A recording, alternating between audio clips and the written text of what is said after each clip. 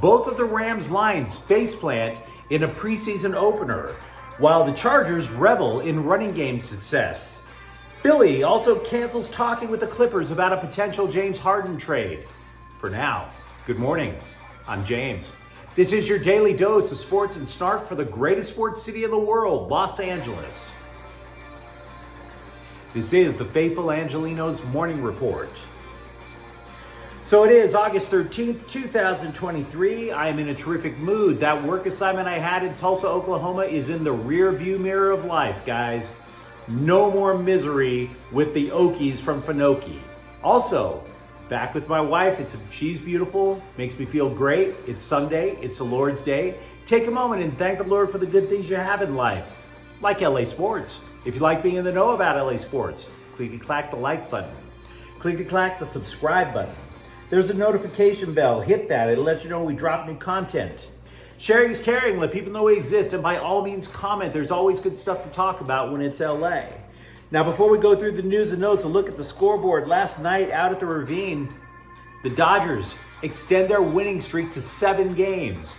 Will Smith, James Outman, Ahmed Rosario all hit home runs in a 4-1 victory over Colorado.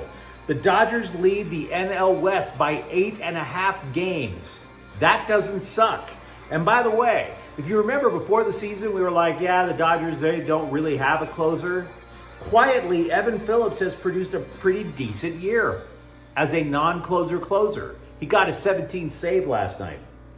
Over at SoFi Stadium, the Chargers knocked off the Rams 34-17. Quentin Johnson caught a touchdown pass for the Bolts. Puka Nacua, likewise for the Rams. We're going to talk a lot more about that game in just a moment. Meanwhile, the Sparks of all teams have a little 3-game winning streak that they've put together. Jordan Canada scores 20 points, hands out 8 assists, and an 85-74 victory over Atlanta. Today, back at the Ravine, Colorado is at the Dodgers one more time at 1. Julio Urias is 9-6 with a 4.39 ERA. Kyle Freeland is 4-12 with a 4.84 ERA. So we need to look at last night's Rams-Chargers game, in my opinion, analytically, because it's a preseason game. You hear of a score that's 34-17, and you think it's an ass whipping. But both teams rested most of their starters. This was a chance for the scrubs and the people fighting for a job to audition to try to land a regular role. So who cares if you win a preseason game? Both the Rams and the Chargers had questions that they needed to answer. Now, we are going to get to the Charger questions, but to me, the Rams ones are far more interesting. The reason being is that we know that the Chargers are going to be pretty decent this year. If they get everything in a row, they can make a playoff run. Wouldn't you agree? But the Rams, 2 years ago, we were talking about the defending Super Bowl champions, and they've totally torn their roster right down to the foundation. They don't want to call it a rebuild. They're calling it a remodel. Whatever. Whatever. They tore the team down. So there's a lot of questions that need to be answered. And prior to Saturday's game, Coach Sean McVay was quite candid about the state of the Rams' offensive line. Quote, everybody's competing for spots right now. Unquote. So we also talked about that yesterday. We talked about the Rams' offensive line as a priority to see what sort of intel we could get. Because, hey, again, preseason. You have to worry about the regular season. So with that in mind, the Rams' offensive line stunk last night. There's no nice way to say it. They could not run the football, for example, against the Chargers' backups. And the Rams, yeah, they didn't play they didn't play Matthew Stafford, they didn't play Cooper Kupp, they didn't play Aaron Donald, but they were playing starters at other positions, including the offensive line. This is a problem. They could not run the football against the Chargers' backups. A good running game in the NFL is, or any level of football, is 150 yards. The Rams only had 99. Logan Bruss, the top Rams draft pick from a year ago, he's a guard. They switched him to right tackle. He allowed 1 sack in the first series of the games. He allowed 2 sacks overall. So that is not exactly a good start for him. So we could talk at length about, look at how great third string quarterback Stetson Bennett looked. But again, he's third string. If the Rams' chances this year completely revolve around Matthew Stafford. In other words, if Stetson gets into the game, the Rams season is toast. So again, the Rams offensive line couldn't rush the ball, couldn't generate a running game.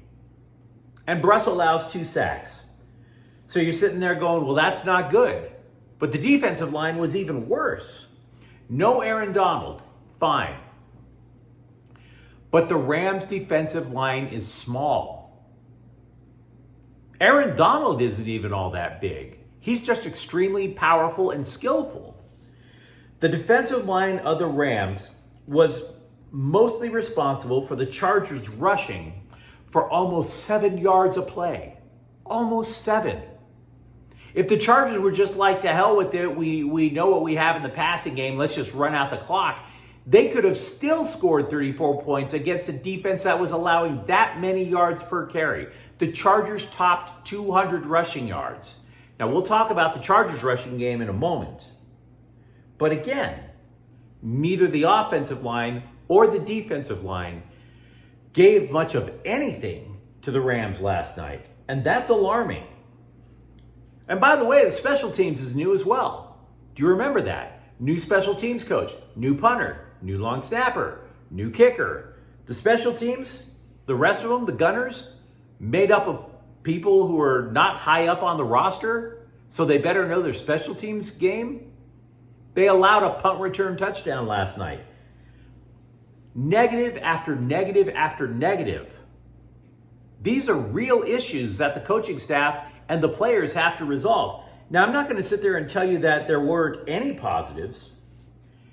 Is it possible that we at least know, we know who the quarterback's going to be, we know who the main running back's going to be, Cam Akers didn't play, but we were wondering about the battle for third wide receiver. Is it possible that the Rams have also solved that?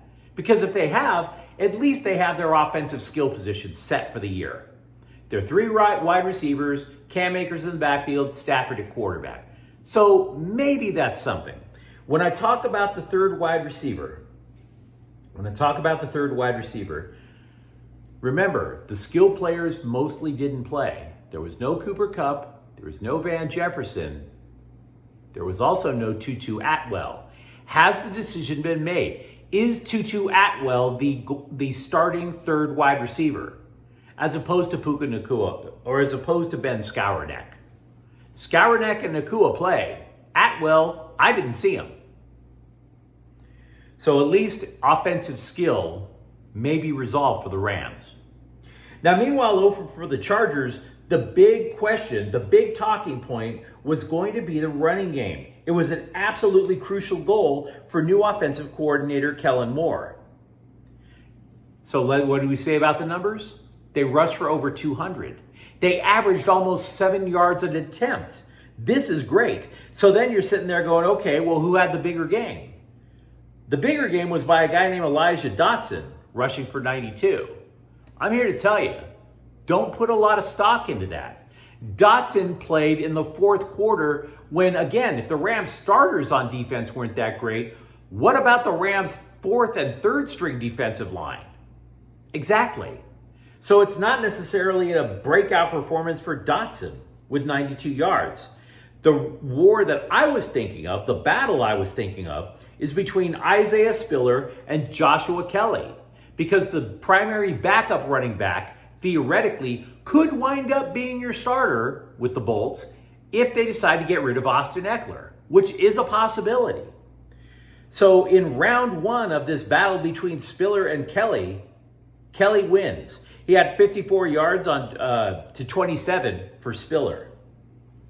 So again, that's one bit of intel that the Chargers should find valuable. One thing that they're not going to be particularly happy about, it is true that Quentin Johnson caught a TD, but he also dropped 2 passes. Dropped 2. That was a knock on him over at TCU. Yesterday, we also spoke at length about JT Woods, a safety. and how his development would be critical to the Chargers' defense.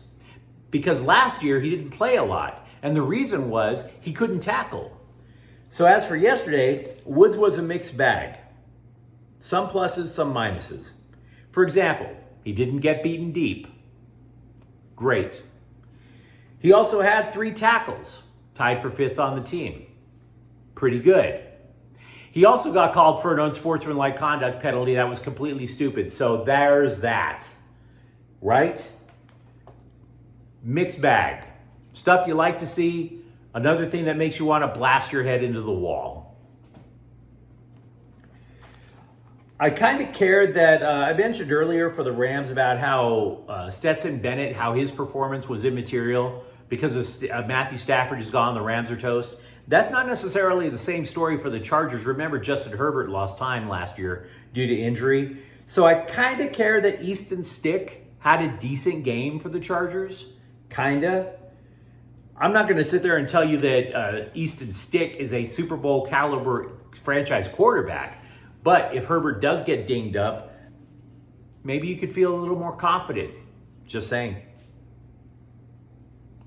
Philadelphia allegedly ended trade talks with the Clippers for James Harden on Saturday. This is according to ESPN's Adrian Wojnarowski. Now understand, things are about to get silly in Philly. Harden wanted the best of both worlds. He gets paid about $34 million a year. He wanted the best of both worlds in that he wanted to play for a team of his choosing and keep his salary. You see, he was going to be a free agent this year. Had he let his contract expire, he could have signed with the Clippers, but that would have been for minimum wage.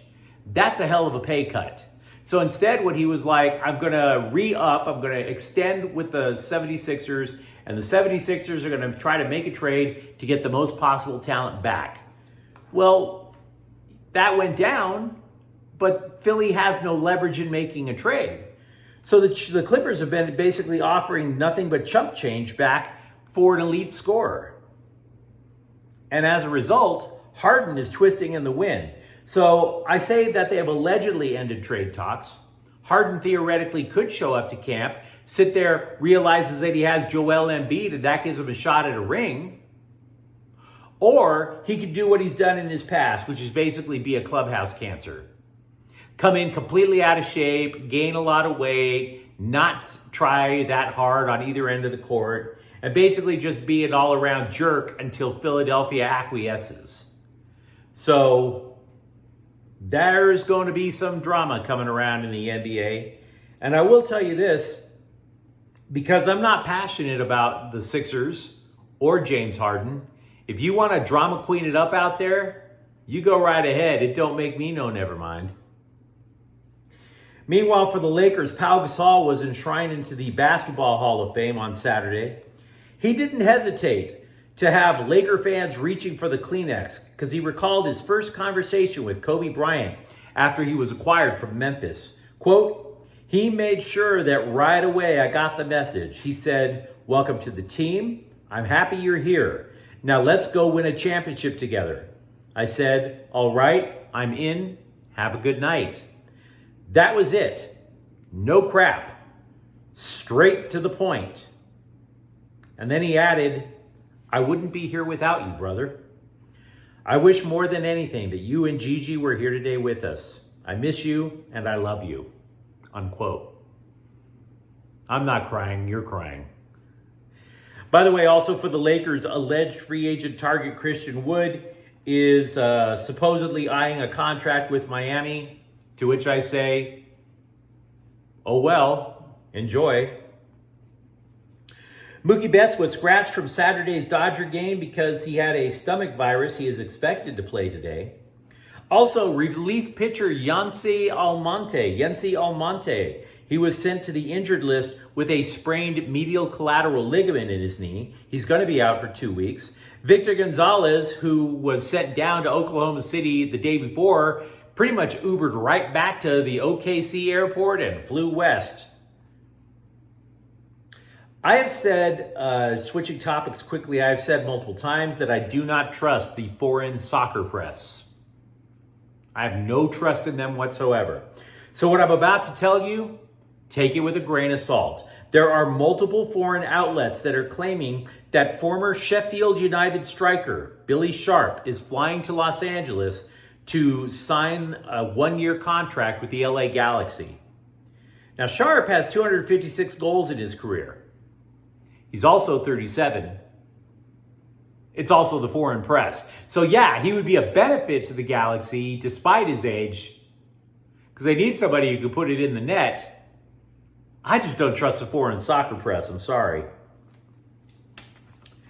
Former UCLA forward Mac Etienne has decided to play for DePaul next season. Etienne, he was basically slumping down the depth chart for the last couple of years. He knew it. Bona basically took his spot. Etienne is best known for spitting towards Arizona fans, so that'll be a fond memory. I don't know if that's going to be enough to raise his number into the rafters at Pauley Pavilion. If not his number, I don't know, maybe spit on a rag, have that hang from the ceiling. Also from the Bruins, over with the football team, a Bruins blogger is pointing out that while Chip Kelly's high school recruiting pipeline in California is suspect. Am I too old to say sus? He's having, however, surprising success both with high schoolers and college transfers from the state of Michigan. It's not just quarterback Dante Moore from Detroit. You have offensive lineman Spencer Holstidge and cornerbacks Jameer Benjamin and Jordan Anderson. Now, I don't know if 4 players from one state signifies a trend, but it is something to keep your eye on if you're a Bruins fan.